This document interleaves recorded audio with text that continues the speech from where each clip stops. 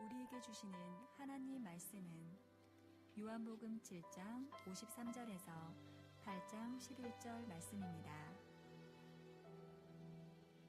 다 각각 집으로 돌아가고 예수는 감람산으로 가시니라. 아침에 다시 성전으로 들어오시니 백성이 다 나아오는지라. 앉으사 그들을 가르치시더니 서기관들과 바리새인들이 음행 중에 잡힌 여자를 끌고 와서 가운데 세우고 예수께 말하되 선생이여, 이 여자가 간음하다가 현장에서 잡혔나이다. 모세는 율법에 이러한 여자를 돌로 치라 명하였거니와 선생은 어떻게 말하겠나이까? 그들이 이렇게 말함은 고발할 조건을 얻고자 하여 예수를 시험함이러라. 예수께서 몸을 굽히사 손가락으로 땅에 쓰시니 그들이 묻기를 마지 아니하는지라. 이에 일어나 이르시되 너희 중에 죄 없는 자가 먼저 돌로 치라 하시고 다시 몸을 굽혀 손가락으로 땅에 쓰시니 그들이 이 말씀을 듣고 양심의 가책을 느껴 어른으로 시작하여 젊은이까지 하나씩 하나씩 나아가고 오직 예수와 그 가운데 섰는 여자만 남았더라. 예수께서 일어나사 여자 외에 아무도 없는 것을 보시고 이르시되 여자여, 너를 고발하던 그들이 어디 있느냐?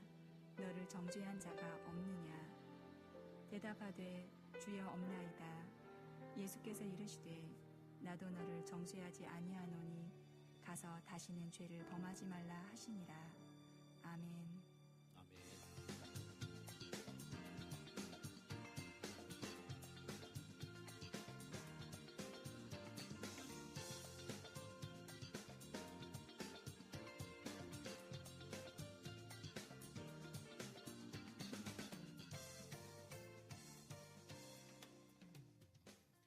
할렐루야.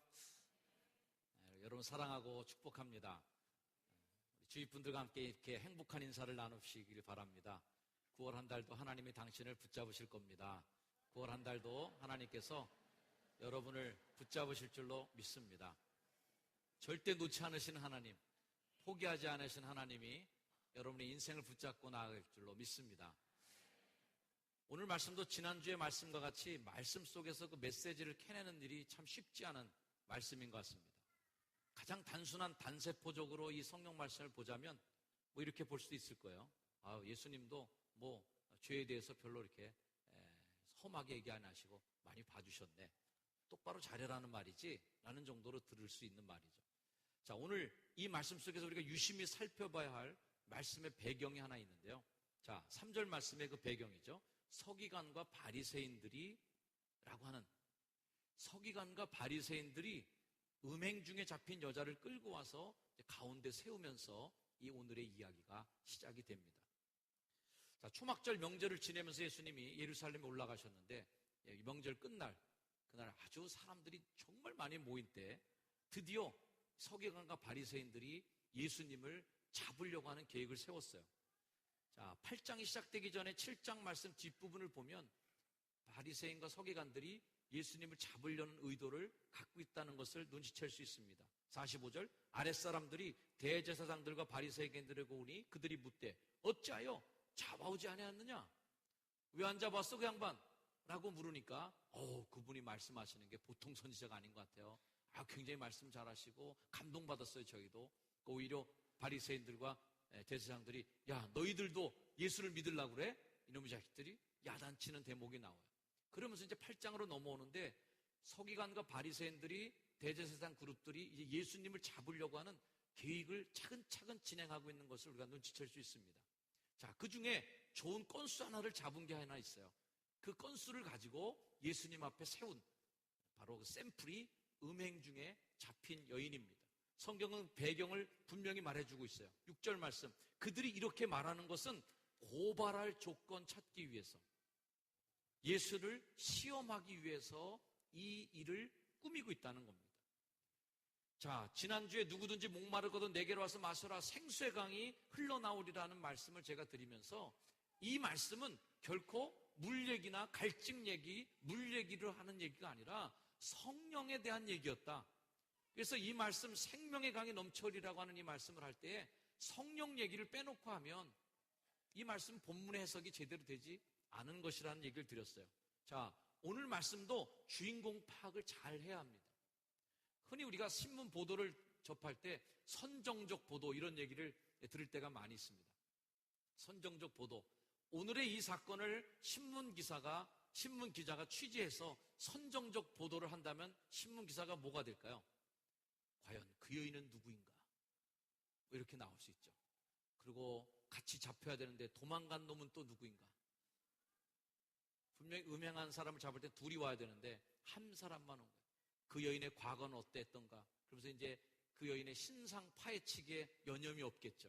그 여인의 어린 시절은 어땠으며 이러면서 말이죠. 막 심파극이 나오고 그 여인이 거기까지 흘러들어올 수밖에 없는 눈물을 보이지 않고서는 눈물 없이는 읽을 수 없는 어떤 그런 선정적 보도. 많은 사람들이 관심을 쏟을 수밖에 없는 아주 예민한 상황인 것이죠. 그러나 우리가 분명히 알아야 될 것은 여자가 주인공이 아니다. 그 여인에게 집중할 것이 아니라 바로 오늘의 이 상황은 바리새인과 서기관들이 예수를 시험하기 위해서 만나는 장소이기 때문에 오늘의 주인공이 누구냐면 서기관과 바리새인이 주인공입니다. 그리고 오늘의 화두는 여자가 음행을 저질렀냐, 현장범인데 무슨 죄를 저질렀을까, 이걸 파헤치는 게 문제가 아니라 서기관과 바리새인의 율법과 예수님의 사랑이 충돌을 일으키는 이 포인트가 오늘 이 말씀을 관전해야 될, 관전 포인트라고 할까요? 오늘 말씀을 보아야 될 중요한 포인트가 바로 그것입니다. 자, 음행하다 붙잡혀온 그 여인을 두고 질문을 던졌을 때 원칙대로 하면 깨끗하게 끝나는 문제입니다. 오늘 아마 이 말씀이 성경책에 기록되지 않는 말씀일 수도 있어요. 아주 간단합니다. 현장에서 잡혀온 여자, 답, 돌로 죽이면 끝. 그러면 얘기거리도 없고 가장 간단하게 끝나는 거죠.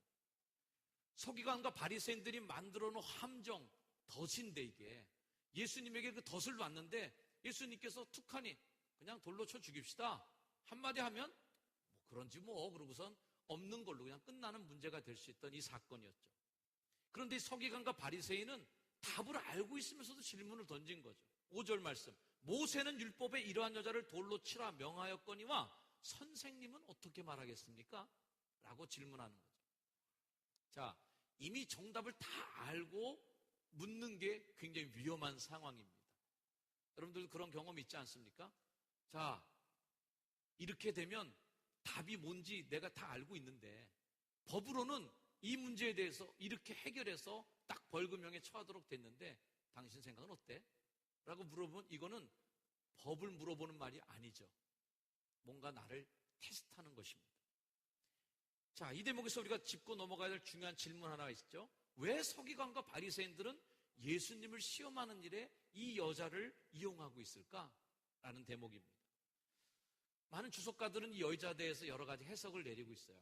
이 여자는 그렇고 그런 뻔한 여자였다라는 의견이 지배적입니다.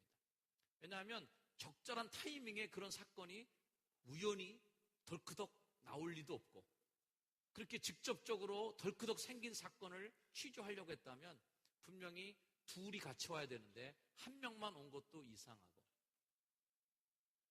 적절한 타이밍에 언제든지 준비돼서 끌어낼 수 있는 여자, 즉 직업 여성이었을 수도 있다라는 상상과 추측을 합니다.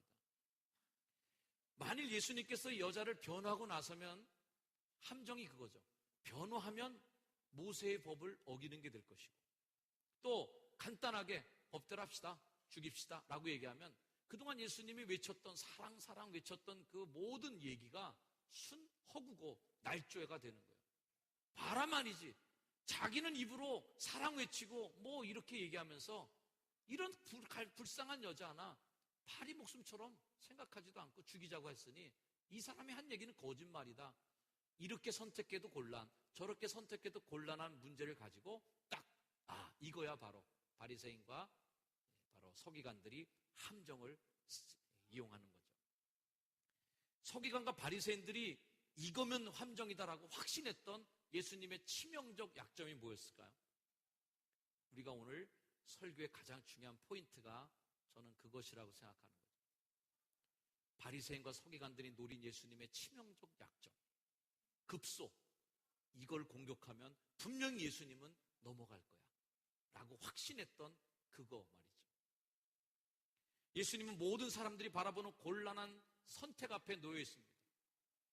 진퇴양난, 어느 걸 선택해도 다 예수님에게 불리한 답이 될 수밖에 없는 상황이죠. 여담 한마디 드릴까요? 제가 가끔 언급하는, 제가 운영하는 페이스북의 목회자 그룹, 책에 안 나오는 목회 매뉴얼이라는 목사님 그룹이 있습니다. 한 2,000명 정도의 목사님이 하루에도 몇 개씩 목회의 고민들, 크고 작은 사사로운 문제부터 시작해서 심각한 얘기까지 목사님들이 서로 의견을 나누고 교환하는 그러한 SNS 그룹입니다. 뭐 간단한 문제는 이런 질문부터 나와요. 추석 연휴가 올해 수목금이에요. 교회에서 이거 예배 어떻게 합니까? 다른 교회는 수요일 예배 드리나요? 금요 기도는 어떻게 하실 건가요? 새벽 기도는 어떻게 하나요? 뭐 이런 간단한 질문들, 답들이 많더라고요.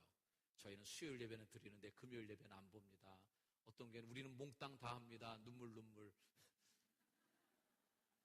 부목사님 올린 거예요, 그거는요. 오늘 같은 경우도 월삭 1일날 새벽과 주일이 겹치면 어떡합니까 이거? 다른 교회들은 어떻습니까? 이건 제가 질문을 드렸었어요. 그랬더니 많은 답변이 또 올라오더라고요. 어떤 교회는 월삭 새벽 기도가 1일이 항상 적절치 않은 날에 걸리는 확률이 높으니까 매월 첫째 주 토요일을 월삭 새벽 기도로 드린다. 그래서 가족들이 함께 볼 수 있도록, 아이들도 학생들도 다 같이 나올 수 있는 가족 새벽 기도로 드린다. 그거 아이디어 괜찮았어요. 내년도에 한번 도입해볼까 생각하고 있습니다. 왜냐하면 토요일 날 가장 좋은 날 가족들이 함께 나와서 새벽 기도하면 좋겠다. 뭐 이런 생각. 아무튼 목사님들이 이런 간단한 질문부터 시작해서 때로는 아주 진지한 고민들, 성도들의 문제를 끌어안고 고민하는 목사님들의 고민들을 거기에 올릴 때가 있어요. 그럴 때마다 많은 목사님들이 때로는 이 답, 때로는 저 답. 왜 뻔한 이 질문에 답이 여러 개가 나올까?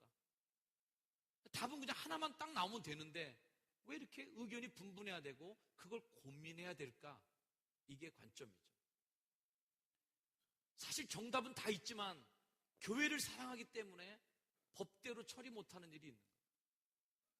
답은 다 뻔히 나와 있는데 한 영혼을 사랑하기 때문에 함부로 처리할 수 없는 문제가 분명히 있는 것이죠. 가끔은 제가 그렇게 고민했던 문제에 대해서 아주 쉽게 누군가 답을 툭 던져줄 때가 있습니다. 어떻게 그렇게 쉬울 수 있겠는가? 어떻게 그렇게 결정이 간단하고 단순할 수 있는가? 어떨 땐 존경스럽기까지 해요. 어떻게 이렇게 쉽게 결정할 수 있지, 저런 걸? 한 인간에게 담긴 그 엄청난 변수들, 그 선택이 미칠 파장과 그 선택이 한 사람의 영혼을 어떻게 움직이고 만들어갈지에 대한 그 많은 변수들을 하나도 고려하지 않고 그거 뭐 이렇게 하면 되는 거네, 그냥 1초도 안 생각하고 어떻게 결론을 내릴 수 있겠는가? 저는 한 날, 며칠, 몇 달을 고민하고 있는 문제인데도 어떤 얘기에 있어서는 1분의 고민도 안 하고 답을 줄 수 있는 그런 문제도 있다는 거죠. 그 차이는 뭘까요? 그분은 그 문제에 별로 관심이 없거나 직접 그 당사자들을 잘 모르고 있거나 사랑하지 않는 거죠. 어떤 청소년이 비행을 저질리고 문제를 일으키고 있다면 우리는 정답을 얘기할 수 있어요. 그놈의 자식 다리 몽둥이가 부러지도록 패갖고 버르장머리를 고쳐놔야 됩니다. 간단하게 1분도 안 돼서 답을 딱 주면 돼요. 그러나 내 자식일 때는 문제가 다른 거예요. 그 자녀의 비행을, 그 자녀의 고민을 부모는 한 달도, 6개월도, 1년도 붙잡고 끙끙 앓으면서 고민하게 되는 거죠. 왜? 사랑하고 있기 때문에. 사랑하니까 함부로 결정할 수 없는 상황이 있는 거예요. 저는 때로는 그런 결정이 부러울 때도 있습니다. 참 무자르듯이 그냥 한 칼에 말이죠. 딱 얘기해 줄 수 있는 그런 목사가 참 부러울 때가 있어요. 그 결단력, 그렇게 단호하게 얘기할 수 있는 그 용기가 참 부러울 때가 많이 있습니다. 주일 성수 안 하는 분들, 당장 권사 때려쳐! 사표내요! 권사나 돼갖고 말이야 주일도 못 지키고 그따위로 믿으려면 관둬! 라고 말하고 싶은 마음이 저에게 있어요.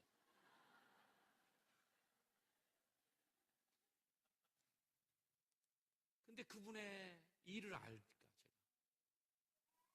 그분의 형편을 제가 아니까 그 말을 참아 못하는 거예요. 목구멍까지 나왔던 그 말이, 아유, 주일 지키기도 참 쉽지 않으시죠? 오히려 배려하는 말을 할 수밖에 없는, 오히려 그 일로 인해서 그분이 미안한 마음 가질까봐 그렇게 얘기해 줄 수밖에 없는, 때로는 부족한 저의 모습이 좀 원망스러울 때도 없지 않아 있습니다. 그런데 여러분 한번 생각해 보십시오. 여러분 유명한 솔로몬의 재판 이야기 잘 아시죠? 창기 두 여자, 창녀 출신 두 여자가 아기를 낳아갖고 갓 키우는데, 뭐 아기가 뭐 그 당시 유전자 감식도 없으니까 뭐 그 얘기가 그 얘기죠. 근데 한 여자가 그만 자다가 아이를 깔아서 숨막혀 죽게 만들었어요. 나머지 한 여자가 이제 살아있는 애를 내라고 고집 피우면서 싸움이 시작이 됐습니다. 자, 이 재판에서 솔로몬이 지혜로웠다고 생각하는 것 중에 하나는 인간의 가장 깊은 원리, 그 어미가 얼마나 자식을 사랑하는가에 대한 인간의 이해를 가지고 그 재판을 했다는데 굉장히 그 지혜로움이 있습니다. 즉, 사랑하면 망설인다는 걸 안 거죠. 사랑하면 망설이는 거예요. 열왕기상 3장 24절 말씀, 재판을 하게 됐습니다. 솔로몬의 판결은 이거였어요. 야, 칼 가져와. 그랬더니 칼을 왕 앞에 가져온지라. 이만한 칼을 딱 잡고 산 아이를 둘로 나누어 반은 이 여자에게 주고 반은 이 여자에게 줘라. 아주 쿨하게 결판을 내준 거예요. 살아있는 애가 다 자기 애라 그러니까 공평하게 반씩 나눠 가져라. 뚝 잘라줘. 아주 쿨해요. 이 판결을 들은 두 여자의 반응, 여러분 잘 아시는 반응이죠. 그 산 아이의 어머니 되는 여자는요, 그 아들을 위하여 마음이 어떻게 해요? 마음이 불붙는 것 같아요. 마음이 막 타들어가는 거예요. 내 주여, 산 아이를 그에게 주시고 아무쪼록 죽이지 마옵소서. 다른 여자는 말합니다. 아이 참네. 야, 내 것도 말고 네 것도 아니니까 쿨하게 반으로 나누게 하십시오. 깔끔하네. 됐네. 라고 얘기하는 거예요. 저는요, 이 친어머니는 이미 재판을 시작하게 될 때 이미 반은 지고 들어간 거예요. 그렇죠? 이 여인은 그 재판에서 단호하지도 못하고 냉정하지도 못하고 판결 앞에 의연하게 대처할 수도 없어요. 쩔쩔매는 거예요. 끌려가는 거예요. 왜 그럴까요?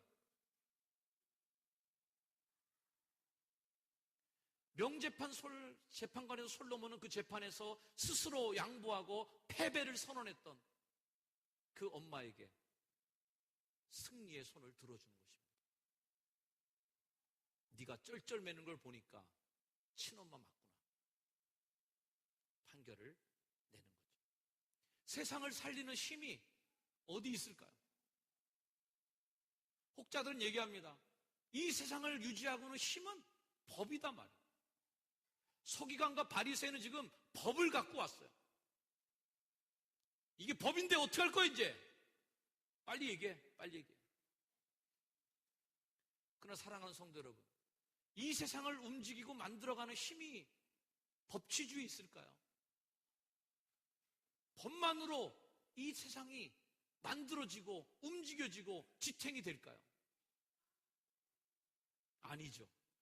세상을 살리는 힘은 어쩌면 이런 쩔쩔매는 거, 여기에 있지 않을까 하는 생각을 합니다. 쩔쩔매는 힘. 제가 자주 사석에서 지적하는 얘기지만 서운하게 듣는 부모님들도 있을 거예요. 애들한테 쩔쩔매는 거 제가 보지를 못합니다. 아니 그렇게 애를 길러갖고 어떻게 하려고 그래? 애한테 그냥 끌려다녀 그냥 맨날. 그러면서 얘야 먹어라 하면서 쫓아다니면서 밥 먹이는 사람들, 제가 딱 그렇게 하면 안 된다고. 애한테 끌려갖고 말이죠. 징징대는 대로 다 끌려가서 말이죠. 이렇게 해주는 거면. 그러니까 애가 버릇이 나빠지는 거지 말이지. 단호하게 안 되는 건 안 되는 거고 되는 건 되는 걸로 가르쳐야지. 안 되는 것도 울면 해주고 노한 것도 찡찡대면 또 들어주고 그렇게 갖고 애가 무슨 교육이 되겠냐고 단호하게 해야 된다고 제가 지적을 합니다만은 세상에 그렇게 자식 앞에 쩔쩔매는 부모의 마음이 없다면 이 세상은 얼마나 삭막한 세상일까요? 엄마 나 밥 먹기 싫어. 오케이. 밥상 치워.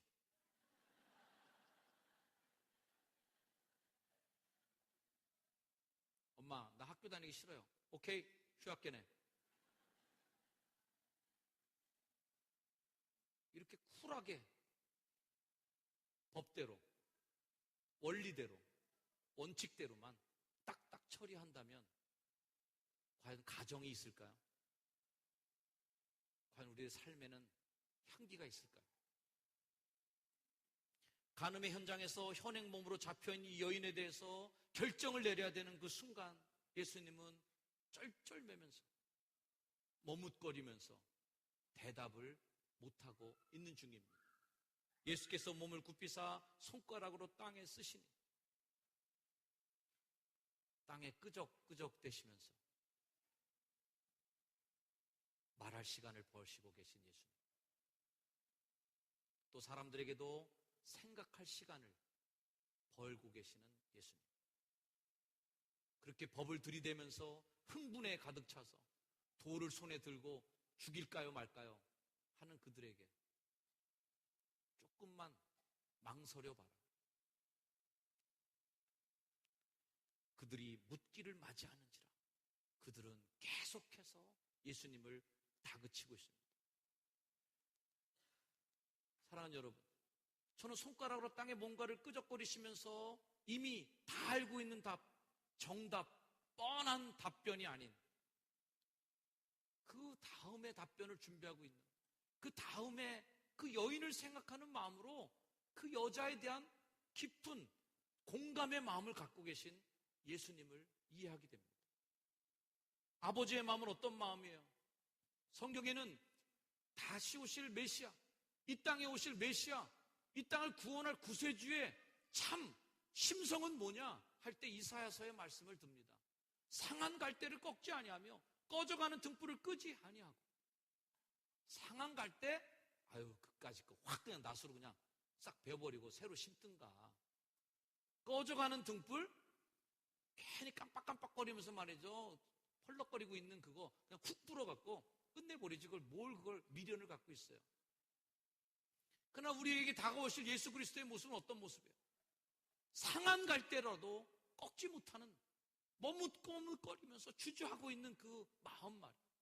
꺼져가는 등불인데도 그 심지를 확 꺼버리지 못하는 그 기다리고 또 한 번 기대해주는 그런 마음, 그런 마음이 우리 예수 그리스도의 마음인 거예요.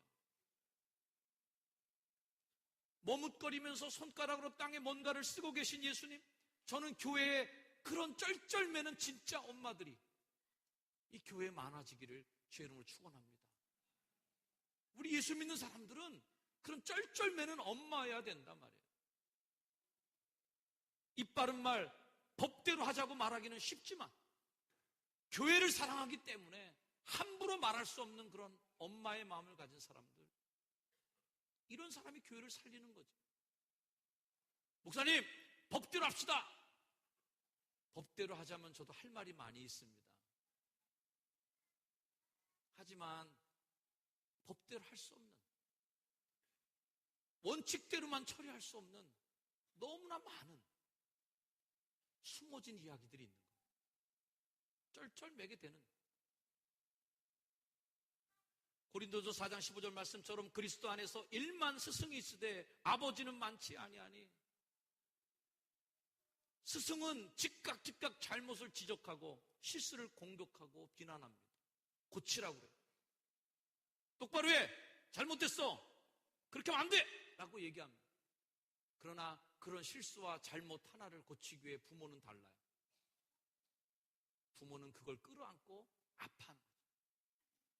아이가 실수로 넘어져서 무릎팍이 깨졌을 때 스승은 얘기할 수 있습니다. 그렇게 초싹거리고 걷다 보니까 그렇게 깨진 거 아니냐.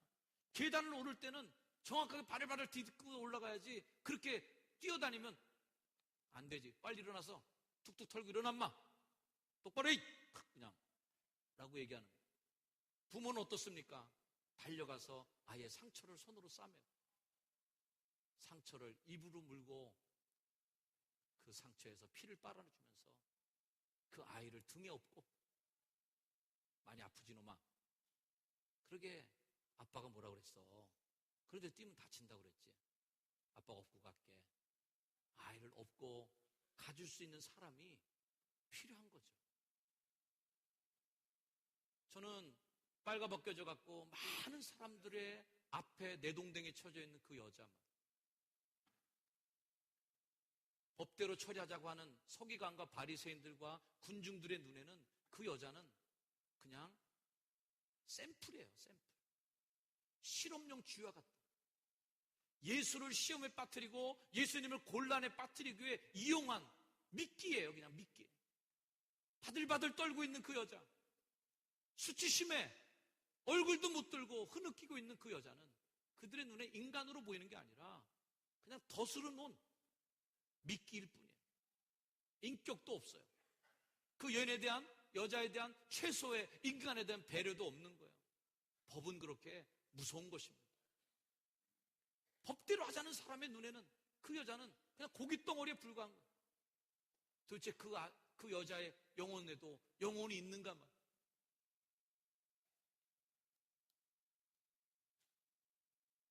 가짜 성도는 자신의 사사로운 감정의 거스름이 하나 때문에 법과 원칙을 들이대며 자신이 누려야 할 권리만을 내세우며 분열을 만들기 일쑤입니다. 교회의 생명에는 관심이 없어요. 다른 이들이 겪어야 할 고통과 아픔에는 관심이 없고, 내 권리가 침해되었는가? 왜 원리대로 이 일이 진행이 안 됐는가? 여기에만 관심을 두고 법으로 사람을 치는 것입니다. 가짜 성직자들이 자신의 명예와 정치적 입장만을 들먹이면서 법과 원칙을 얘기하지만 도대체 그들의 삶 속에 교단과 한국교회의 숨통을 조르는 그들이 과연 하나님의 십자가의 사랑과 예수 그리스도의 보혈에 대한 일말의 책임조차 갖고 있는 사람인가? 저는 교회에 대한 애정, 십자가에 대한 애정을 그분들에게서 발견할 수가 없어요. 사랑이 없는 정의는 칼날과 같은 것입니다. 정의만으로 모든 걸 처단하려고 하다 보면 거기에 사랑이 빠진 정의는 미친 칼날처럼 모든 사람을 찔러 죽이고 베어버릴 거예요. 저도 정의가 이 땅에 살아나길 원합니다. 그러나 피가 흐르지 않는 정의는 무서운 것입니다. 인간애가 사라진 법은 사람을 살리는 법이 아니라 사람을 죽이는 법이에요. 법이 뭐예요? 살리겠다고 만든 것이 법입니다. 그러나 그 법이 죽이고만 있다면 마땅히 그 법은 폐지되어야 될 법이 되겠습니다. 저는 믿고 싶습니다. 때로는 더디 결정할 수밖에 없는 저의 어눌함을, 만일 여러분들이 정말 내 권리가 있고 내 원리와 원칙이 다 보장되어 있는 것임에도 불구하고 쩔쩔매고 있다면 여러분들이 그 어눌함, 여러분들의 그 머뭇거림, 망설임이 하나님이 아름답게 보시는 마음일 거라고 저는 그렇게 믿습니다. 그것이 어미의 마음이고 아버지의 마음입니다. 자식에게 한 가지 지적을 할 때도 망설이고 또 망설입니다. 혹 이 얘기가 나의 자녀에게 영원히 상처가 되진 않을까? 아침에 학교 가는 아이에게 이 말을 툭 던져서 야단침으로 이 아이가 하루 종일의 생활 속에서 기분이 상해서 하루의 생활을 망치진 않을까? 어느 때 얘기하는 게 가장 이 아이에게 상처가 되지 않고 받아들일 수 있는 타이밍일까? 한 번 생각하고 두 번 생각하고 또 생각하는 것이죠. 예수님의 더디심, 예수님의 머뭇거리심, 그것은 바로 사랑인 것입니다. 우리 한번 따라하겠습니다. 사랑하니까 망설인다. 사랑하니까 망설인다. 베드로후서 3장 9절 말씀, 주의 약속은 어떤 이들이 더디 생각하는 것 같이 더딘 것이 아니라, 왜 이렇게 예수님 늦어? 왜 이렇게 하나님이 시간을 안 지키셔 이거? 빨리 와서 처리해버리시지 라고 하는 게 아니라, 오직 주께서는 너희를 대하여 오래 참으사 아무도 멸망하지 아니하고 다 회개에 이르기를 원하시기 때문에 또 망설이고 또 망설이고 또 망설이고. 예수님은 양심의 가책을 느껴 어른으로부터 시작하여 젊은이까지 하나 둘씩 빠져나가는 그 자리에서 홀로 남은 그 여인에게 말을 건네십니다. 나도 너를 정죄하지 아니하노니. 우리 사랑하는 여러분, 우리에게 정죄할 권리가 있습니까? 나도 너를 정죄하지 않아. 즉 예수님도 정죄하지 않아. 그런데 왜 우리가 정죄해요? 예수님도 그 죄에 대해서 캐묻지 않은데 그걸 내가 다 하나님이 돼갖고 칼을 들이대서 잘라버려야 된다고. 예수님도 정죄하지 않았어요. 하지만 예수님이 그 죄를 묵과하거나 용인하는 것은 아니에요. 가서 다시는 죄를 범하지 말라. 예수님 말씀하시기를 너희가 비판하는 비판으로 너희가 비판을 받을 것이요 너희가 헤아리는 그 헤아림으로 너희가 헤아림을 받을 것이다. 교회는 서로 선순환이 일어나야 될 거예요. 내가 그를 용서해 줬더니 내가 그런 실수를 범할 때 그분이 나를 또 용서해 주고, 그 용서가 고마워서 누가 나에게 그런 실수를 했을 때 아유 내가 옛날에 그런 일도 있었지, 다 그럴 수 있어요. 용서해 주는 이 사람이 고마워서 그 다음 사람에게 또 선행을 베푸는 이 선순환이 일어나는 게 이게 축복의 물결이 흘러나가는 거예요. 당했어. 칼을 갈죠. 좋아. 하여튼 나한테 똑같은 일만 당해봐 내가. 그러다가 누가 똑같은 일을 또 나에게 하나. 좋아. 내가 2배, 3배로 너에게 응징하리라. 악순환이 일어나. 교회에 선순환이 일어나는. 우리 서로 정죄하거나 법으로 상대방을 처단하지 마시고 기다려주는 은혜가 있는 거죠. 이 기다림에 희망이 저는 있다고 보는데 어떤 말씀에 제가 마음에 와닿았냐면 가서 다시는 이라는 말이에요. 이 말은 굉장히 미래적인 말이에요. 희망이 들어있어요. 앞으로는 잘할 거야. 그 사람의 가능성을 봐요. 예수님은 그 여인에게서 희망의 내일을 봐요. 변화될 가능성을 봐요. 사랑으로 그 여인을 보니까 그 여자의 달라진 삶에 축복이 가는 거예요. 가서 다시는 그렇게 살지 마세요. 이제 당신의 미래는 더 밝을 거예요. 당신의 앞에는 또 다른 인생이 있을 거예요. 희망을 가져주는 거예요. 우리 모두는 희망의 존재인 겁니다. 법대로 처리하고 싶은 그 인간이 있을지라도 그분이 가서 다시는 그 일을 하지 않을 가능성이 있다는 걸 우리가 알아야 돼요. 그분이 이제는 미래적으로는 그 성격을 고칠 거예요. 그분의 그 나쁜 습성이 없어질 수 있어요. 충분히 그런 가능성을 보고 우리는 기다려주는 것입니다. 우리 누구도 완성체가 아니에요. 우린 다 지금 지어져 가고 있고 만들어져 가고 있고 변화되어 가고 있어요. 영원히 그 사람이 거기에 머물러 있지 않아요. 그러니 우리도 예수님이 보는 것처럼 지금 현장에서 잡힌 그 여인의 모습은 망가진 인생이고 법으로 처리하면 죽을 수밖에 없는 영혼이지만 예수님은 그 죄인을 바라볼 때 희망을 보는 것이죠. 저는 로마서 5장 8절의 말씀으로 오늘 설교를 마치려고 합니다. 우리가 아직 죄인 되었을 때, 우리가 아직 죄인 되었을 때 현행 몸으로 잡혀서 예수님 앞에 나와서 뻘거벗은 몸으로 부끄러운 모습을 가리지 못한 채 주님 앞에 나와 있는 우리가 아직 죄인이 있을 그때 그리스도께서 우리를 위하여 죽으시고 커버해 주시고 오히려 덮어주시고 오히려 그 죄를 내가 뒤집어 쓰는 걸 통해서 하나님께서 우리에 대한 자기의 사랑을 확증하신 거예요. 예수를 닮자고 외치는 우리들이 이 자리에 와 있습니다. 우리들이 예수님의 무엇을 또 닮을까요? 사랑하니까 망설일 수 있는 그런 마음들, 예수님에게서 또 배워야 할 또 하나의 모습이 아닐까, 저는 이렇게 생각합니다. 다시 한번 우리 그렇게 얘기해 볼까요? 사랑하니까 망설인다.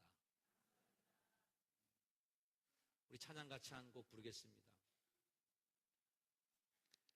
교회에서 가끔 불렀던 찬양인데요, 내가 먼저 손 내밀지 못하고 내가 먼저 섬겨주지 못하고 그가 먼저 섬겨주길 원하고 그가 먼저 높여주길 원하고, 그러면서 나는 그렇게 인정받기를 원했지만 정작 나는 용서하지 않고, 정작 나는 기다려주지 못했고, 정작 나는 인내해주지 못했던 우리들의 잘못들을 이 시간 하나님께 회개하는 마음으로 우리 찬양을 같이 고백해 보겠습니다. 내가 먼저 손 내밀지 못하고 내가 먼저 용서하지 못하고 내가 먼저 웃음 주지 못하고 이렇게 머뭇거리고 있네.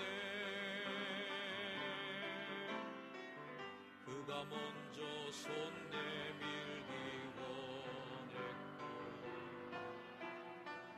그가 먼저 용서하길 원했고 그가 먼저 웃음 주길 원했네. 나는 어찌된 사람인가.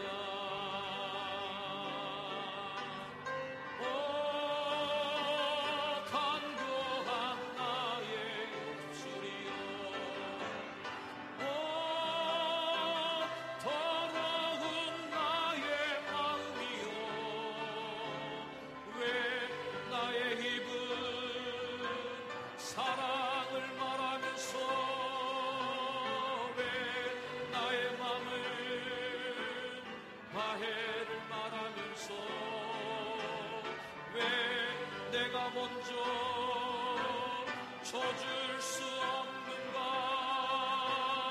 왜 내가 먼저 손해볼 수 없는가? 오늘 나는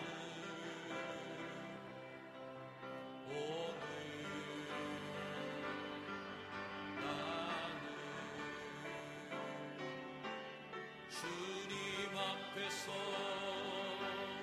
몸둘 바 모르고 이렇게 흐느끼고 서 있네. 어찌할 수 없는 이 몸을 주님께 맡긴 채로 내가 먼저 섬겨주지 못하고 내가 먼저 섬겨주지 못하고 내가 먼저 이해하지 못하고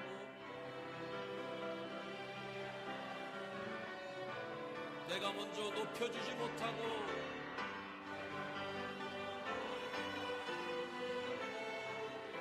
이렇게 고집 부리고 있네. 고집 부리고 있네. 그가 먼저 섬겨주길 원했고 그가 먼저 이해하길 원했고 그가 먼저 높여주길 원했네. 나는 어찌된 사람인가.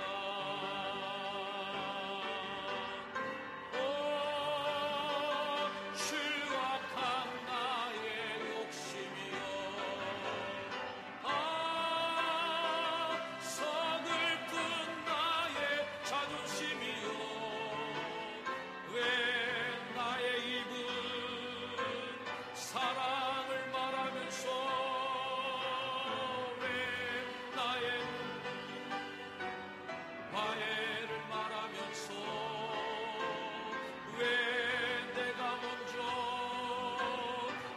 얻을 수 없는가? 왜 내가 먼저 손해볼 수 없는가?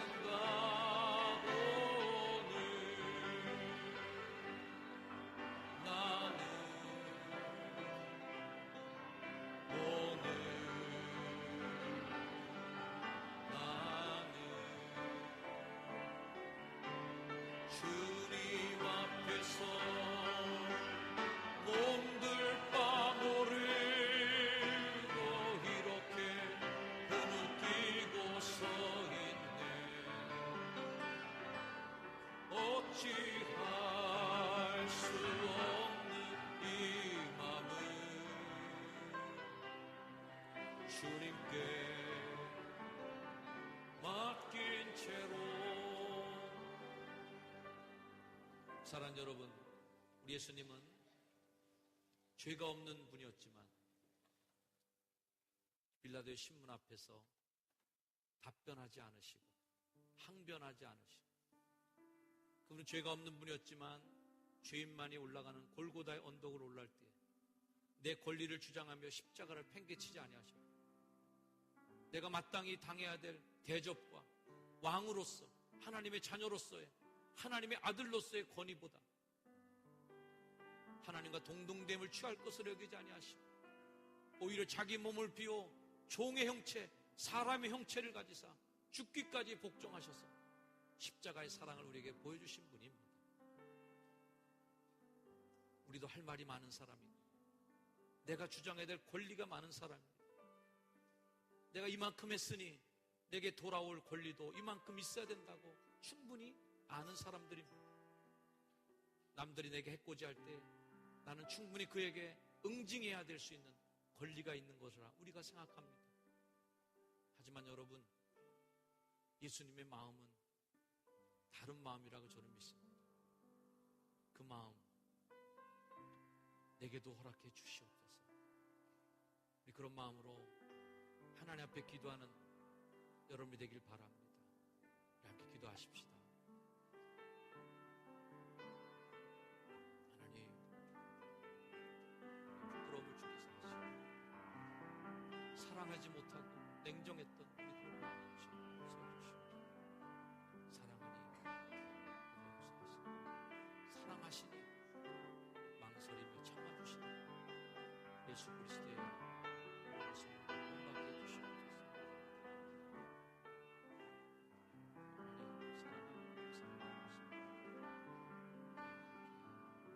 한 영혼을 사랑하는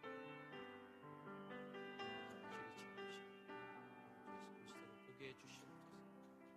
주 예수 그리스도 이름으로 간절히 기도드립니다. 사랑의 주님,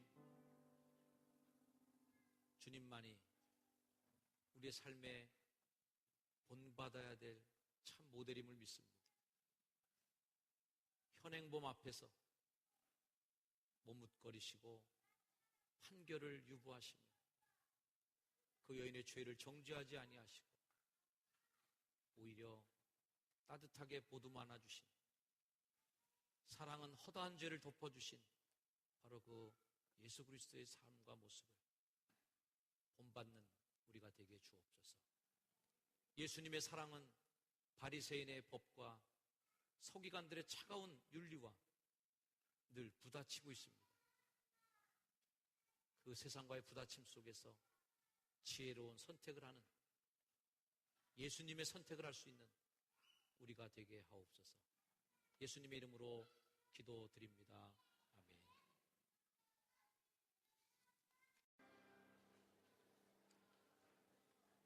다 자리에서 일어나시겠습니다.